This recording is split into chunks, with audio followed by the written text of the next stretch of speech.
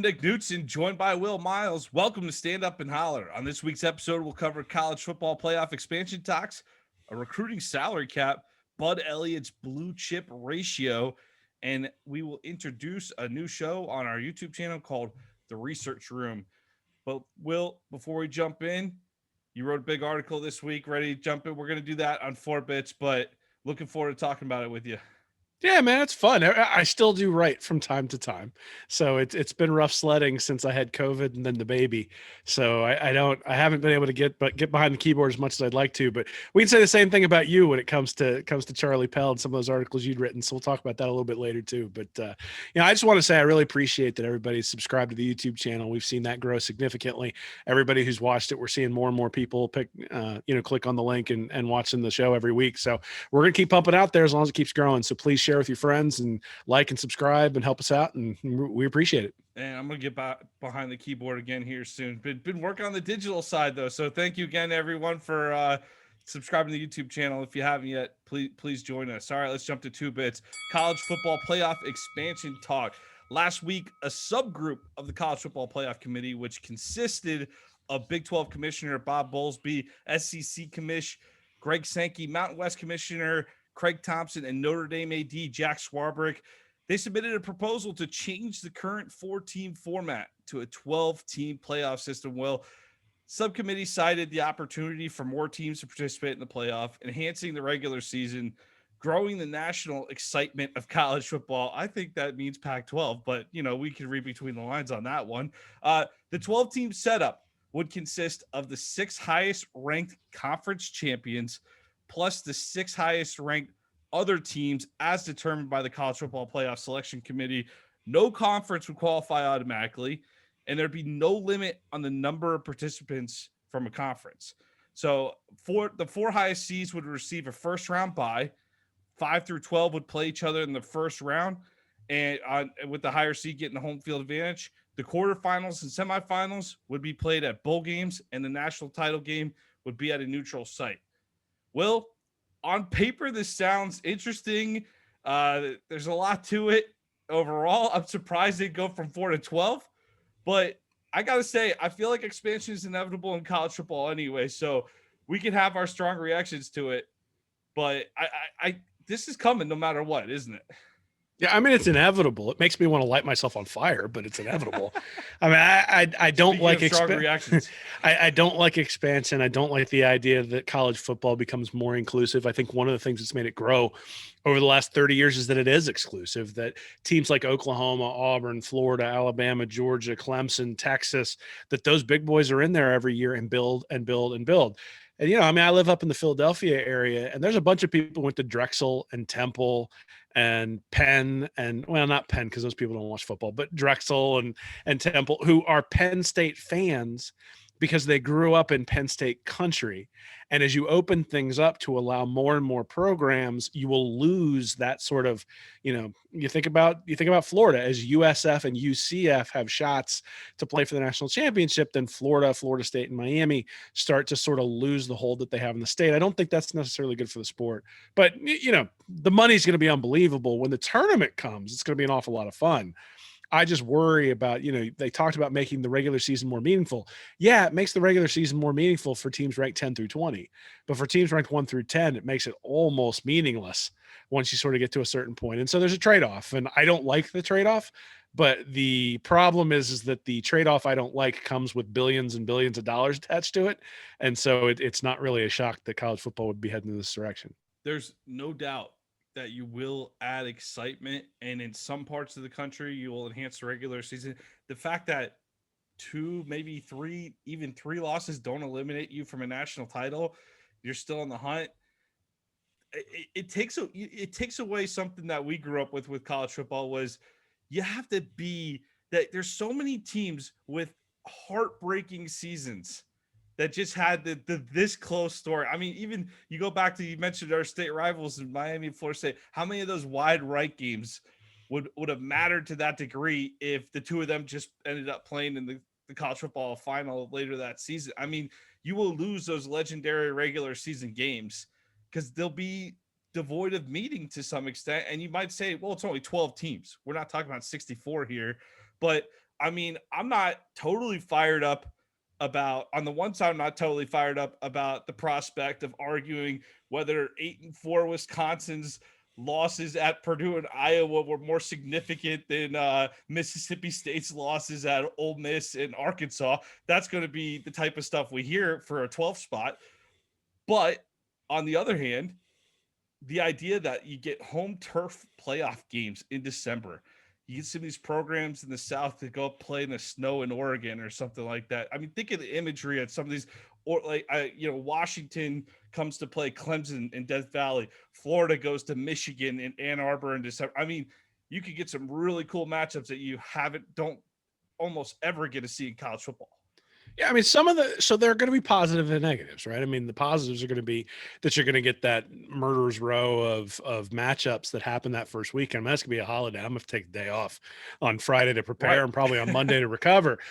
At the same time, you're losing something because the Florida-Georgia game, even though it's a rivalry, is going to mean less. The LSU loss last year wouldn't have eliminated Florida from contention. That game means nothing in the grand scheme of things. Florida could have sat their entire team and it wouldn't have mattered. They would have been like, oh, well, we lost. We're still going to go to the championship. And I worry that games like the SEC championship are going to lose their meaning as well, right? Because winning your conference won't actually mean very much. Now you could make the argument, and this is actually the argument that I've made in terms of going from 2 to 4, that happened as well in some circumstances, right? I mean, the heartbreaking loss in the national championship that Georgia had to Alabama, Georgia won the SEC title that year. Right. Alabama didn't even play in the SEC championship game. Georgia comes in and beats Auburn, and then Alabama comes in. Now, you probably have Auburn, Alabama, and Georgia all in the tournament. And so none of those games and none of those machinations really even matter.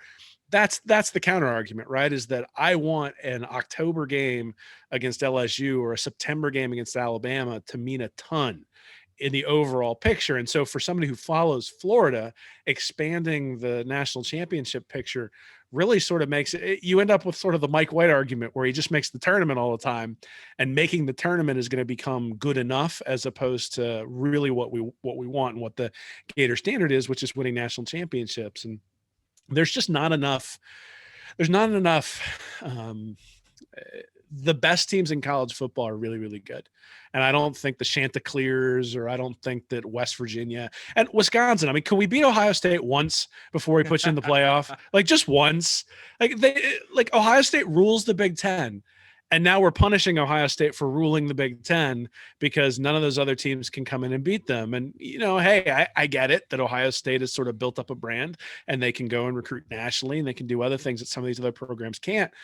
But at the end of the day, like, we're going to have Wisconsin play Kentucky, and then the winner of that game play Ohio State and get waxed in the round of 8. It's, again, advantages and disadvantages. I understand how people would say, hey, you're getting meaningful games. And in a weird way, this is Dan Mullen's fault. Because I think a big part of this, and you mentioned home games, I'm doubtful that they're going to do home games. I think that might be the initial proposal, but I think they're going to end up making it bowl games because, like, basically the group of 6. 3 of the rounds are bowl games. I think they're going to make them round as a home game too. I think they're going to make them all bowl games because at the end of the day, one of the things that I think really rubbed people the wrong way last year was that Florida basically just said, we don't care about the bowl game. And the coach said, we don't care, which is different than the players saying, hey, we're going to opt out and not get injured. It's different when you have a coach who doesn't necessarily prepare for it, or at least admits that, hey, this was a scrimmage essentially. And that's what they're going to try. That's one of the reasons I think that they're sort of moving towards this. But let's be honest, the real reason is money. They're going to make a boatload of money off the television contracts here. And I can hate it all I want, but it's coming. So get ready. We're going to have 12 teams in 2023. And again, you hate it for the purpose that it really changes the dynamic of the regular season, not because you're so against, Florida playing a road game at Penn State in December.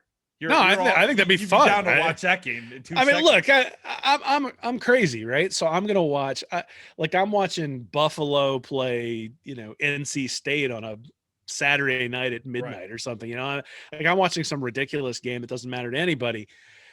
And certainly if Florida's involved, I'm absolutely gonna watch because I'm curious, because they're my team. The issue comes when you look at the Florida Vanderbilt game. It means nothing. right? And in the grand scheme of things, you can drop a game to Vanderbilt and still be in the top 12, maybe.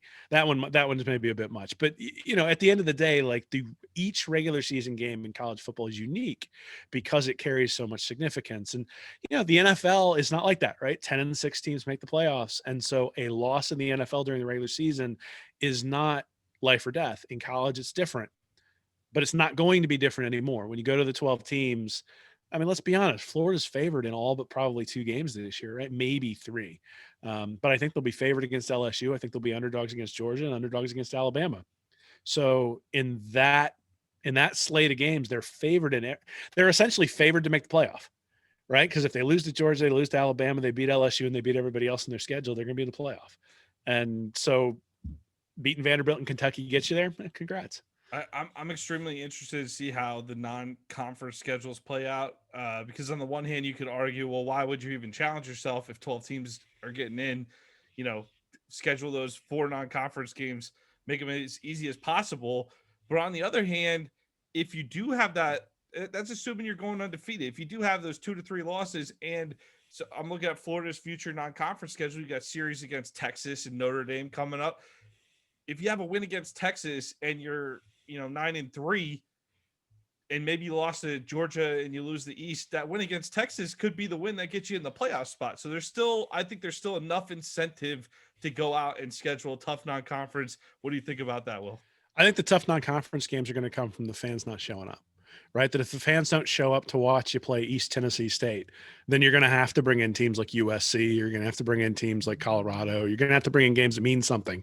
That's the driver behind the non-conference scheduling that's been going on recently, rather than trying to position yourself for the playoff. I think, winning the SEC, even with cupcakes on your schedule, is going to be enough to get you into a playoff. The question is, I guess, like, if you don't win the SEC, then do the cupcakes really hurt you? I don't think it's going to for the SEC. I think maybe the Pac-12 is going to have to schedule better, just to make sure that they're able to survive a loss or 2. But at the end of the day, I think it's going to be so inclusive. 12 teams is a lot. You're basically taking half the top 25 and putting them in there. And how often does a number 12 team beat a number 1 team? It's not very often. The record is something like, it's like 75%, 25% in those games over the past decade or something like that, which means if you have to beat teams that are ranked higher than you 4 times, the odds of you doing it are relatively small. So yeah, you might get a Cinderella every once in a while, but even you look at the NFL playoffs where the parity is a lot narrower, and the number 1 and number 2 seeds have ruled over the past decade to 15 years. And that's what we're going to see, is every once in a while, there's going to be a team that's able to sort of go on a Cinderella run that gets hot, which will be kind of fun. But I still don't think you'll be able to say the best team won. If an 8-4 team gets hot and wins, it's because they got hot and won. It's not because they were actually the best team. Yeah. When we watch 4-loss Alabama win a national title in a few years, that's really going to be the justification for the outrage to move to 12. But I have to say, on the one hand, I understand that it does devalue the regular season to some extent. On another, I think there's probably some aspects we don't fully understand yet, and expansion is inevitable anyway. So I really don't have a super strong. I'm a little surprised they didn't gradually increase. College football is not known for big jumps. They're known for little tiny steps over the course of many years. So to go from 4 to 12, I was a little surprised to see the news this week, but we'll see how that shakes out. It's just a suggestion. It's nothing final. All right, let's move on to 4 bits.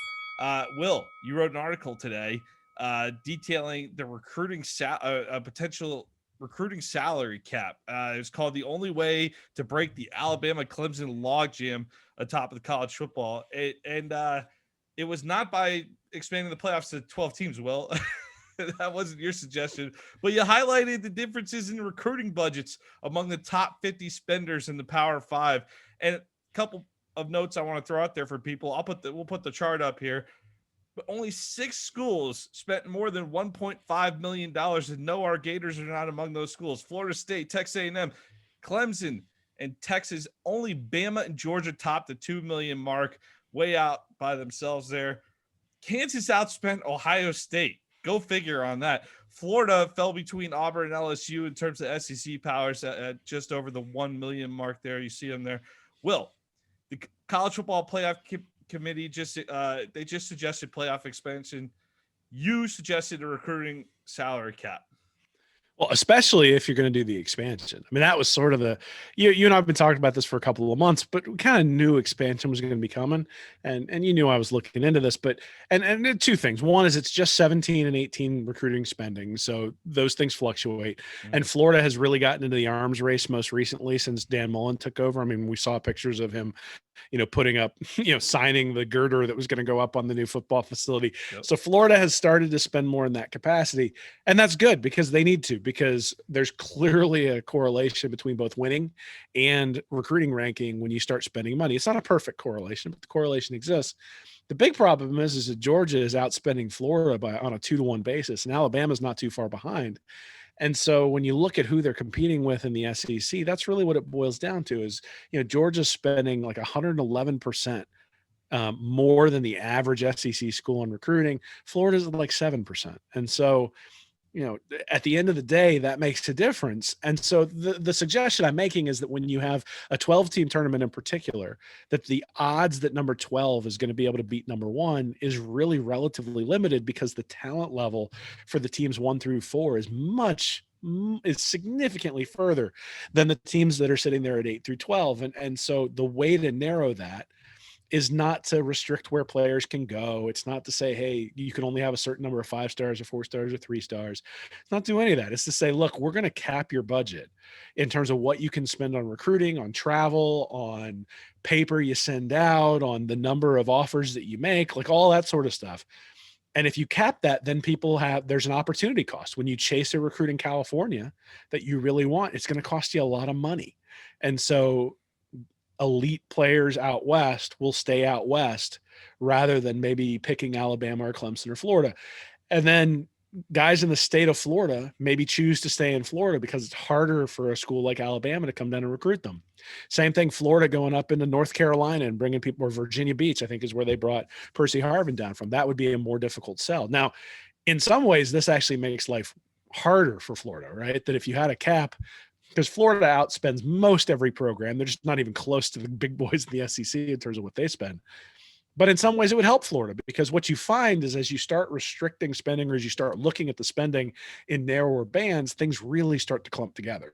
So, the charts that you pulled up there, they really just show that once you get to a point, there's a place in spending where basically everything starts to clump together, and you've got your good teams and your bad teams. And I think that's kind of where development and coaching starts to make a difference.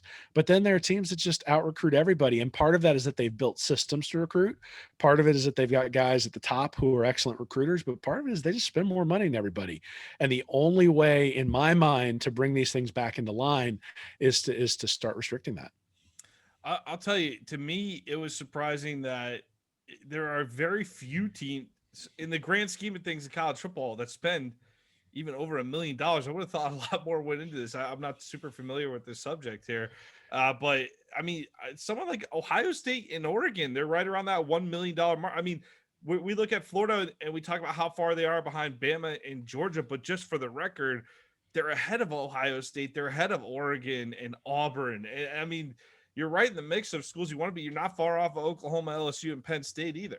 So right again, this mix. You're not exactly like trailing to any extreme degree in terms of the rest of the sport. It's just Alabama and Georgia are such outliers with their spending. At what point do other schools copy that blueprint and pony up? Yeah, well, I mean, so not only are you trailing Georgia and Alabama, you're also trailing Texas A&M, you're trailing LSU, and you're trailing Florida State, right? So if you want to win the SEC title, Florida's playing 4 of those 5 every year. Mm-hmm. And last year they had Texas A&M instead of Florida State on the schedule. And obviously that didn't turn out too well. So yeah, I mean, the reality is we know the SEC is tough, right? One of the reasons the SEC is tough is they have the best players. One of the reasons they have the best players, they spend more money than anybody when it comes to recruiting them. And also that they tend to be surrounded by an awful lot of elite talent. There's a lot of elite talent near Baton Rouge. There's a lot of elite talent near Tuscaloosa. There's a lot of elite talent near Gainesville. And so those guys are concentrated, but then they also spend more money. Yeah, Florida, I mean, my expectation, and I think if you look at it for the average, for the ESPN FPI, for the most part, there aren't a lot of schools that have outperformed Florida from 2017 to 2020. And that's with the 17 year being just awful, right? So it's not like Florida's been a bad program. It's just that they haven't spent at the same level as the competitors that they're facing every year. And the question then is, should they have to?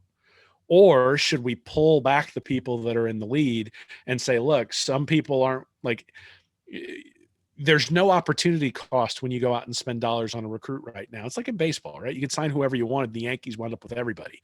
And baseball decided they were going to implement a luxury tax, and that luxury tax has reined in teams and their spending. They every once in a while have to make a decision. So whether you wanted to cap it 1 year, whether you wanted to have it be like a 4-year rolling average so that you had the ability to go over the cap on spending 1 year if it was a particularly good class, all those sorts of things. But this isn't a foreign concept. I mean, heck, programs were signing 35 guys not too long ago. Yeah, scholarship limits. Exactly. Well, and they've changed scholarship limits, but they've changed signing. You can't gray shirt guys anymore. And the whole idea there, I think, was to give more parity. But what that's actually done is sort of forced guys to commit early. And the rich have just gotten richer. If you look at the 24/7 rankings over the past few years, Alabama, Ohio State, Georgia, those guys are really starting to separate themselves from the pack. Clemson as well. And the difference between the first team and the 10th team today, from a points perspective, from a player perspective, is significantly more than it was 10 years ago.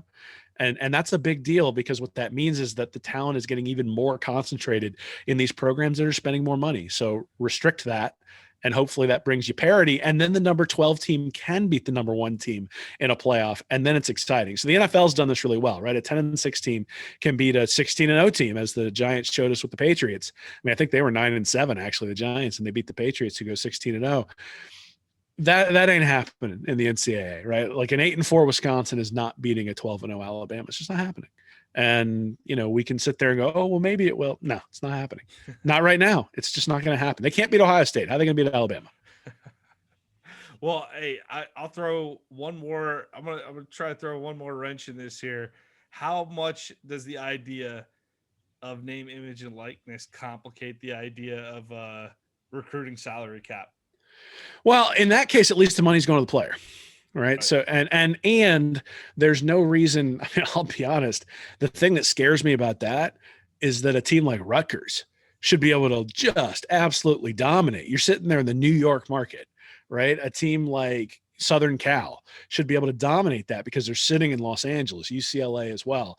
And teams like Auburn and Florida and Alabama and Georgia are sitting in markets that aren't really conducive to being able to generate a lot of revenue and a lot of eyes. And yeah, those are national brands, and so maybe they'll be able to do it. But I think that's maybe the biggest threat to Alabama and Nick Saban is if I have the option between going to Los Angeles and I can make a boatload of money doing name, image, and likeness type stuff, or going to Tuscaloosa, I might choose Los Angeles just because, or even like I said, Rutgers, choose to go to New York or choose to go to Northwestern and use the Chicago market. So traditional programs that tend to be in sort of smaller towns may be impacted, but it's a different wrinkle. That's absolutely true, but I don't think it's going to slow down the arms race. It's just going to be a different lever in the arms race. And the only issue there is I don't want them to cap that, because then that caps what the players can make, and the players should get what they can while they can. I think it could also lead to some creative accounting there. So I think that could help out. But I think it's a good concept, because I mean, you look at the top 4 on the chart here. Hey, there's Clemson, there's Alabama, there's Georgia. We're seeing those guys in the top 5 of the regular season for most of the last several years. So I like the idea. Good research there, Will. A lot of good information in that article. Be sure to check that out on readingreaction.com. Let's move on to 6 bits. One of my favorite articles of the offseason every single year. Bud Elliott's blue chip ratio is out. Bud Elliott of 24/7 Sports dropped his annual blue chip ratio article today, which tracks the minimum required level of recruiting necessary to win a title, as defined by Bud. In other words, to win a national championship, a school needs to sign more 4- and 5-star recruits than 2- and 3-star players over the previous 4 recruiting classes.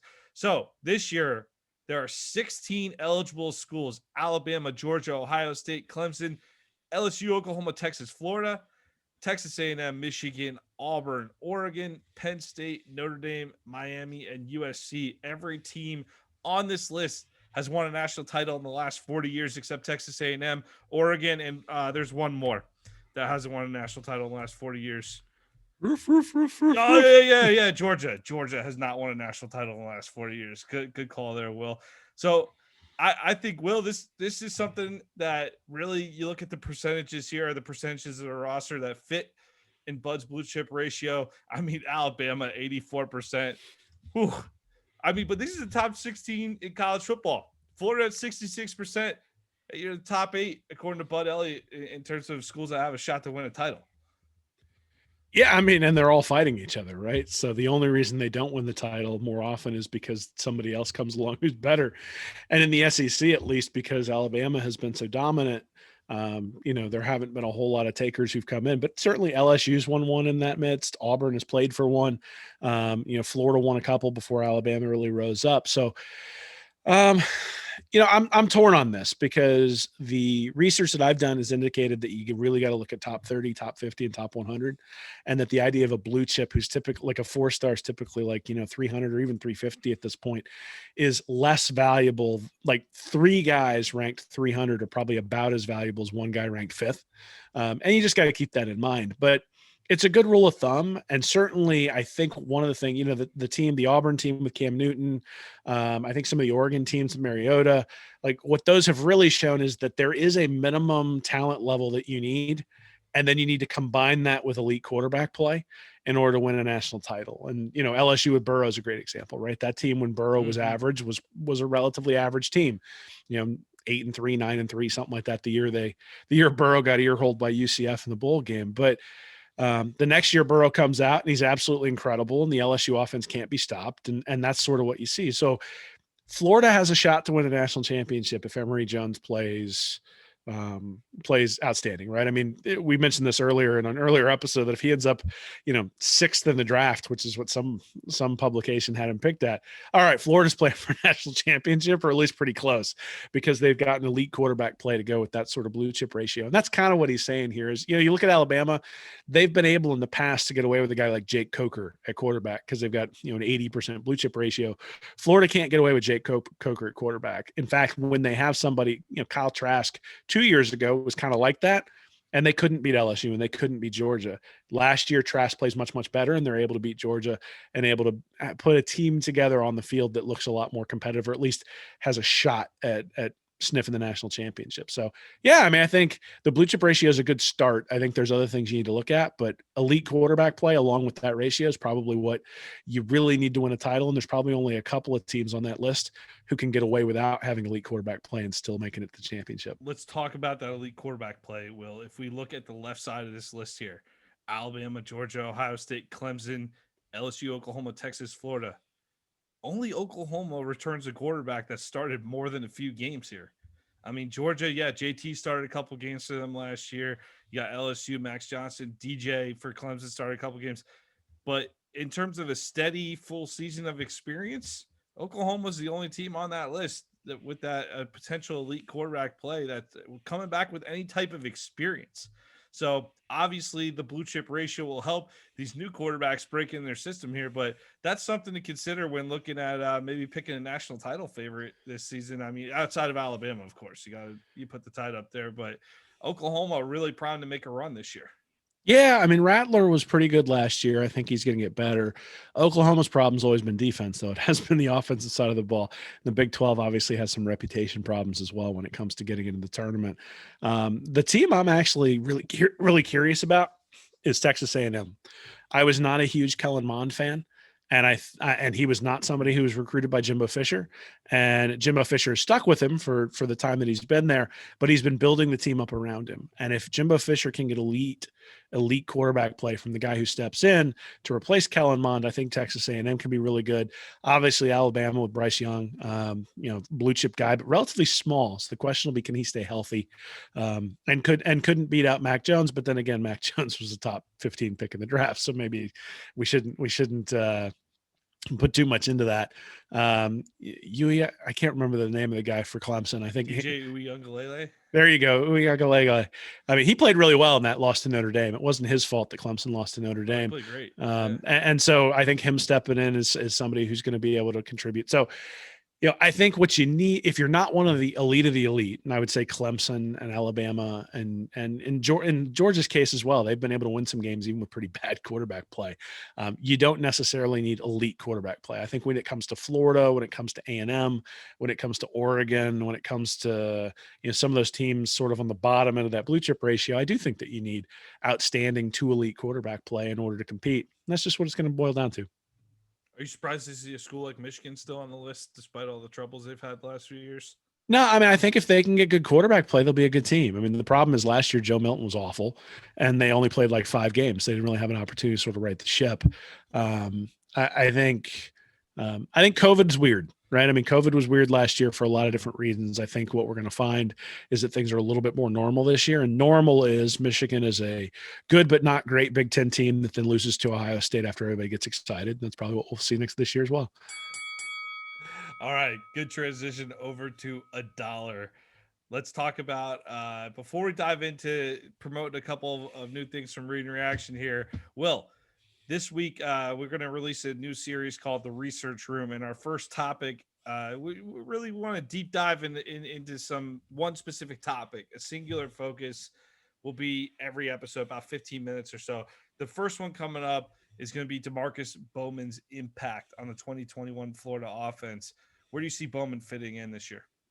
Yeah, I mean, I think he needs to be the starting running back. Like that's what I mean. He's got the pedigree. He's probably, in fact, I think he is the highest ranked guy that Mullen's brought in.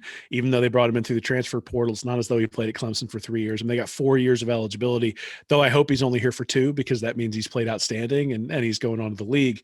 The reality is, with all the wide receivers Florida's losing, they need a guy who can take the ball to the house. And I think one of the things that's interesting, I wrote an article about the offensive line a couple of weeks ago. Everybody sort of latched on to the fact that I was defending Gene Delance. But one of the interesting things in that article is that Florida's offensive line did its job sort of like middle of the road.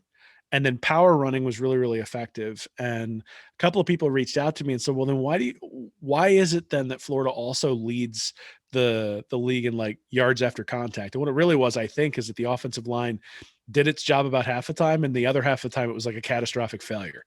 The problem is that when you go back and watch the film, there were a lot of times, or a fair amount of times, where the offensive line did its job. The running back was one-on-one with a linebacker or a safety in the hole, and the running back got tackled 5 or 6 yards downfield. DeMarcus Bowman has the ability to not get tackled 5 or 6 yards downfield. And when you pair that with Emory Jones in a read option game, all of a sudden you've got something that defenses really have to be honest with. It's going to make the safeties come up. And then all of a sudden you can hit a deep ball. And Emory Jones has shown that he can hit guys downfield with a deep pass when that's open. So, it's going to have to be Bowman or Lingard. I think Bowman probably is the guy who, has the better skill set and isn't coming off of a knee injury like Lingard has over the last couple of years. So, I mean, Bowman's a big deal. He was a big time recruit, and somebody who can take the ball to the house is really necessary. Because even last year with Pitts and with Tony, those guys were electric, but they weren't the kind of guy like, and again, nobody wants to compare people to Percy Harvin, but Harvin, you gave him the ball and you just expected it to go to the house, right? Mm-hmm. The minute he got a step, you're like, okay, he's gone. And that's the kind of ability that Bowman's shown on tape. And you guys did a great job of highlighting it in the in the new thing that's going to be released. And so, we'll have that released at the same time as this one, and everybody should go out and check out the new stuff. And just to be clear, that's not with you. That's with my American Football Stories podcast partner, Robert Parker. So we'll be introducing Robert Parker to the audience, and Rob does a great job breaking down players, and he's a longtime Florida Gator fan, so he knows what's going on with the program. The other thing we wanted to mention is I will be finishing the Give 'em Hell Pell series. Wrote a long bunch of articles on Charlie Pell. I believe we have 9 parts up on the website. We got part 10 and 11 are ready to go right now. We're going to be doing, I believe it goes up to 15 here. But basically, I want to take it through the 1984 season. These are just heavily research intensive articles. And last year with COVID, when the COVID season started, it was just too much to keep up with everything at once. And those got put on the back burner here. But Will's been pushing to get that done before the season here again, which I think is a very good idea. And it's definitely something worth finishing because, I mean, it really is the Charlie Pell era at Florida. If you don't know a lot about it, it really is a great story. I mean, there's a lot of investment that went into the program at that time. We're talking about the recruiting budget and all these conversations now. The conversation wasn't totally different back then when Florida was way behind in facilities, and Pell kind of led the charge to build the program up, ultimately to have some controversy toward the end of his tenure there. But he put on a football team, the first ever SEC championship football team on the field for the University of Florida. Even if the SEC wants to try to take it away, we'll have some thoughts on that in our upcoming piece as well. Yeah, I mean, so it's a really cool series. If you go check it out, it's funny. You pitched it to me as like a 4-part series, and it's just kept growing and growing and growing. But you've got some really cool interviews in there. You went back and found former players. You talked to Charlie Pell's wife. You really have some really good interviews in there. It's a different kind of set of articles, but we've had multiple people reach out and say, "Hey, are you guys going to finish that?" And I think like you said, last year got kind of weird because of COVID and some of the stuff that was going on. But we're gonna finish that up. We're gonna get that out there. And the cool part is that this summer we are planning on having a lot of stuff out there. So the Pell series, finishing that up, the articles we normally have over at Read and Reaction, this stand up and holler that we have out there every week, and then the research room that you and Rob are going to be doing. We're trying to bring more stuff out to people, and hopefully everybody likes it and can help support us and get the word out. That's been a big part with the Pell thing for me. Is we've been working on. We talked about in the last offseason how we wanted to grow our digital footprint this year with the videos and everything, and just trying to figure out how to make that happen and everything. And I've been doing that on the other side with American Football Stories as well. And that's something that the Pell series, it just takes a lot of time. It takes a lot of time. I'm going through, I'm reading old newspapers from the 80s, getting quotes and talking to a lot of people. Interviews with Galen Hall, like you said, Ward Pell. She was fantastic, by the way. I absolutely love it. I got to talk to his sons as well. Uh, great family, just really good people, solid people, and I'm looking forward to finishing that story. So the Give 'em Hell Pell series will continue, and we'll knock it out here before the season. So we'll get through that 1984 SEC championship. And maybe we need to bring that banner back, Will. We might need to start a little campaign on that. I'm not going to lie. Maybe It's better than 2024 is a couple years away. Maybe that might be a good goal to really try to honor those guys, because that's something that once you hear the story about that 1984 team, how good they were, man, I think that's a team that people will really love. Well, it's interesting. I think a lot of people look back to Spurrier and sort of see him as the start of Florida football in the 90s when he came back to coach. But that's not really where the start was. I mean, the more you read and the more you've sort of illustrated what's going on in the era when Charlie Pell came in, the more you recognize that sort of established what Florida could be, and has really sort of established the way the Athletic Association has requested its compliance. One of the reasons it was a big deal that Dan Mullen had some recruiting issues with compliance issues over the past few years is because of some of those things that happened in the 80s. And those, depending upon who you ask, that wasn't necessarily Charlie Pell's fault, but at the same time, the SEC was kind of a wild west back then as well. And SEC or college football, sports, college sports, college football. I'm not sure much has changed, to be honest with you, other than maybe teams are a little bit better at doing it. But it's a really cool look. If you weren't alive or you weren't paying attention to the Florida program in the 80s, I think it's a cool thing to take a look at. If you were alive and you were paying attention, I think it's fun. I'm sure that it would be fun to go back. I was 3 years old in 1984, but I'm sure that if you were there, this has been a fun one. I know we've had multiple people reach out and ask, hey, is this thing going to keep going? They've been enjoying reading it. So I'm excited to see what you get up on the site, and hopefully people will enjoy it. I do want to mention too, I had the pleasure of talking to Galen Hall as well. And he took over once Pell was let go from the university here. But the challenges he faced with scholarship deficits his first couple of seasons to when he got that full class back, he was the one who brought in Emmitt Smith down to Gainesville. And like you said, Spurrier hit the ground running. He didn't pick up a bad program. The facilities were there from the early investments in the 80s, and the players were coming back after the scholarships had been reduced for a couple of years. They were starting to come back, and it really led to the foundation of 90s Gator football, which is near and dear to all of our hearts. So I love the story about the 80s, and it's cool trying to give some of these guys their due and their time in the sun, because it's really just a part of Gator football that doesn't get talked about a whole lot, and it really deserves more attention. Yeah, man, I'm on board. 2024. Let's honor these guys. Let's get that going. Anybody give who them a watches swap. this all the way to the end, let's help us honor those guys in 2024. Because anybody who bled orange and blue and played for a team that won the SEC needs to be honored by the fans, even if the SEC isn't necessarily going to honor that. Reinstate that title, baby. Let's go. Let's get that campaign off the ground. I got a couple articles to write, but we'll work on that. We'll work on that. Just planting the seed right now. So, hey, Will. Good episode here. We went a little longer than usual, but we had a lot to talk about tonight. Again, college football season is getting a little closer. We're getting to mid-June here, a little bit closer. Want to say thank you, everybody, for joining us for another episode of Stand Up and Holler. And as always, go Gators. Go Gators. Thank you for watching this episode of Stand Up and Holler. Be sure to subscribe to the Read and Reaction YouTube channel.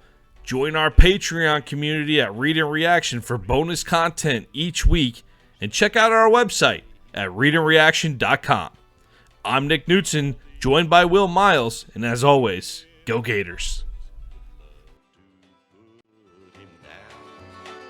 Give 'em hell, Coach Pell. Make 'em play your way.